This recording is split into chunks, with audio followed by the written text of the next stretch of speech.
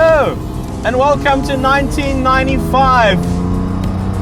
This is the year when a young Ciro De Siena had a poster of this car on his bedroom wall, the Lamborghini Diablo.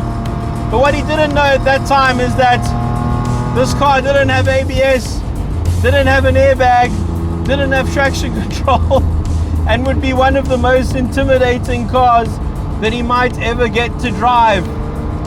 Ladies and gentlemen, one of the maddest cars ever built, and the only car ever named after the devil himself.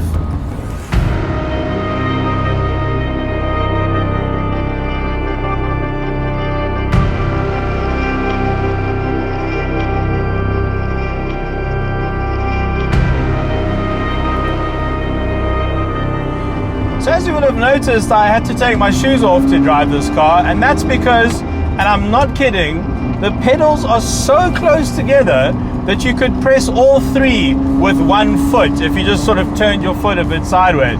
So when I took the car out for a practice lap with the owner, when I was clutching in and braking, my shoes were catching each other, and he just said to me, "Nah, I drive it barefoot all the time. Take your shoes off." So there we go. It's the best way to drive your Lamborghini Diablo, in case you were wondering.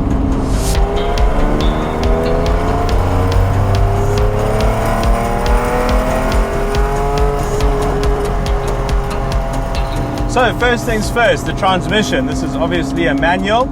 First is bottom left, reverse is top left, second is center top, third is down and center. And the gearing is so tall that out here on Swartkorps, I actually haven't been out of third gear at all. You barely need to. First gear is geared to do 60 miles an hour, 100 k's an hour in first.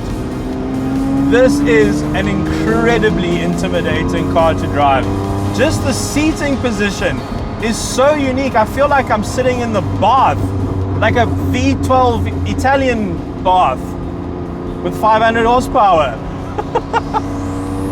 And you are very, very aware of the fact that there is not much car in front of you and there is a lot of car behind you. This car weighs nearly 1.7 tons.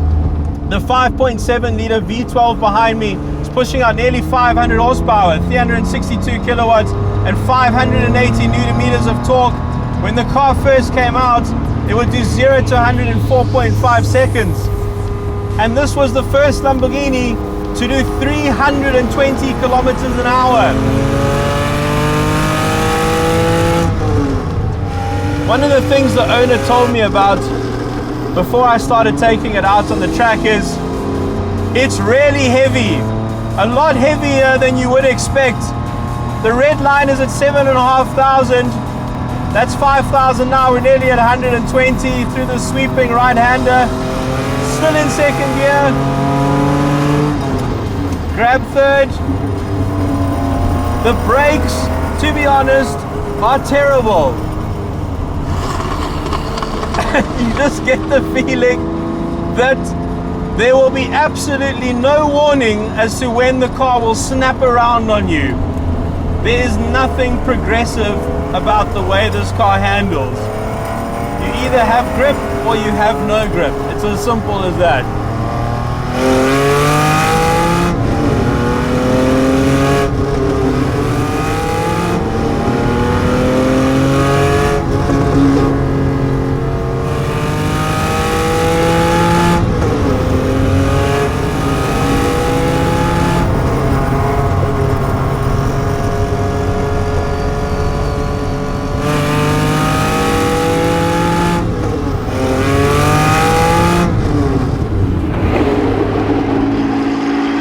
I must say though, it's not difficult to drive in the sense that the controls are difficult. I mean, the power steering's good, that you can't snap change this gearbox, you have to be very gentle with it.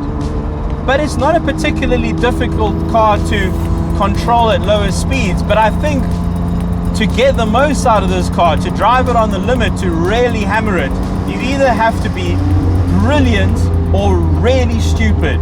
One of the two. I mean, through here, through turn 3, I'm just so nervous to lean on the back end. You basically just want to accelerate in a straight line. So you do have to drive something like this with mechanical sympathy. And it was funny, the first thing the owner said to me was, of all the cars he owns, and he does have a few, this is the worst one around the track. He says a misconception of the Diablo is that it's this sort of track monster, when in reality this is actually a GT car. Although, where the hell do you put your luggage? This particular one that I'm driving is the VT model, which was the first Lamborghini with all-wheel drive.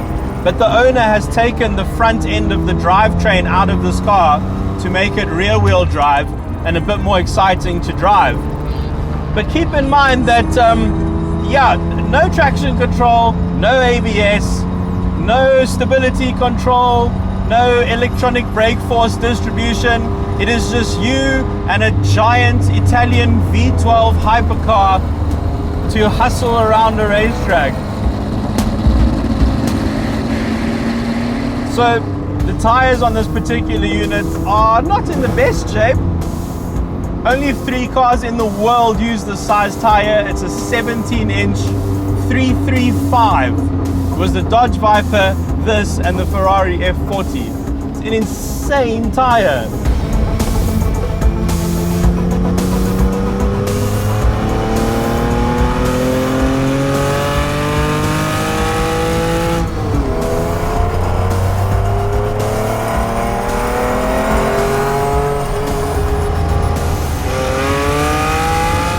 So Lamborghini started the Diablo project as a replacement to the Countach in 1985, went on sale in 1990, and a couple of versions were made all the way up until 2001.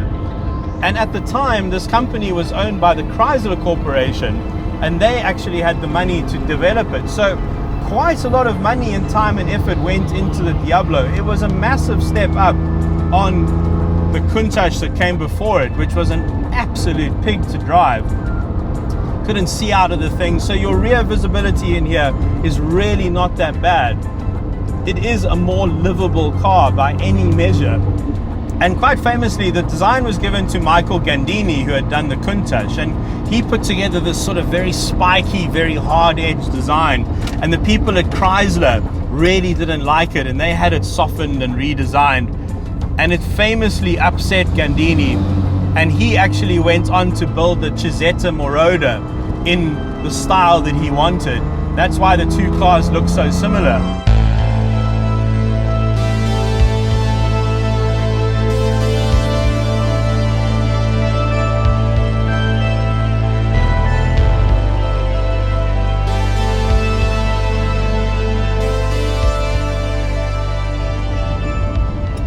I think when you're growing up and you become a bit of a petroloid in your later life, and these are your hero cars, these are almost the cartoon heroes of your childhood, and getting to drive them is just such an absolute privilege.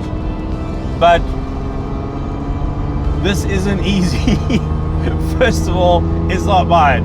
I'd quite like to give it back in one piece. Second of all, it's challenging to be fast in this car. Yes, I could pootle around this racetrack at 210s and go home and be happy and say that I've driven a Diablo, but you know, what's the point in that? You've got to give it a little bit. And I know the owner is sitting there watching me drive his car. You guys think my job is just, wake up, go drive cool cars, go home? There's a lot of pressure here.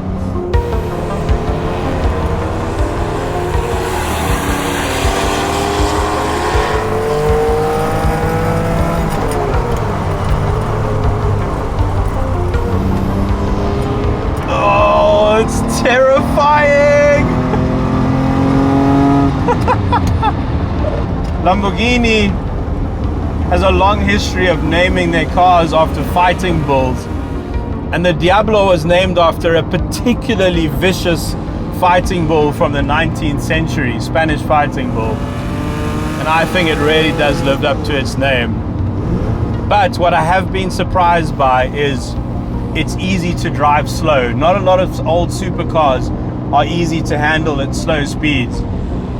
This one is relatively friendly at slow speed, but you do get the feeling that if you want to push, if you try to push this thing, it'll kill you.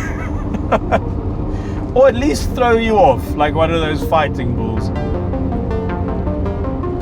Ah, dream made. Bucket list tick. Our dear viewers, thanks for coming along on this ride. Just taking her on a very gentle cool down. My oil temperature and my water temperature were starting to spike a little bit there.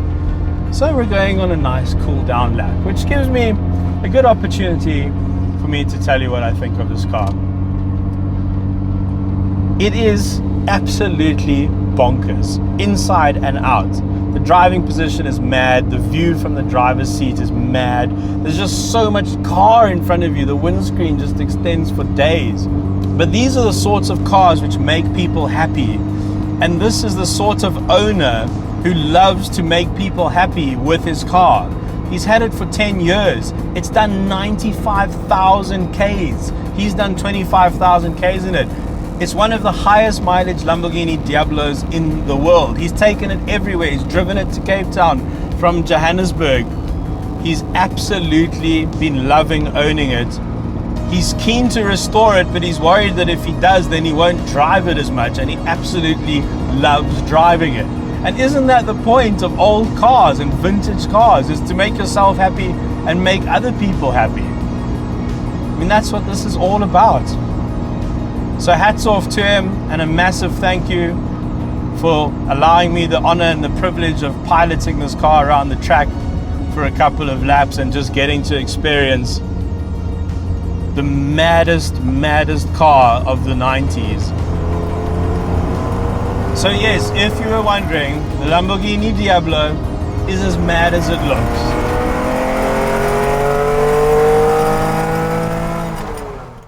Do you like clothes? I do. This is available right now on our Sentimental shop. Just go to Cars.co.za/shop or look for the description in the link below. See what I did there? Just trying to catch you out. And we've got tons of exclusive merchandise which is designed and made exclusively for our store. I said exclusive twice because it's very exclusive. Also hats.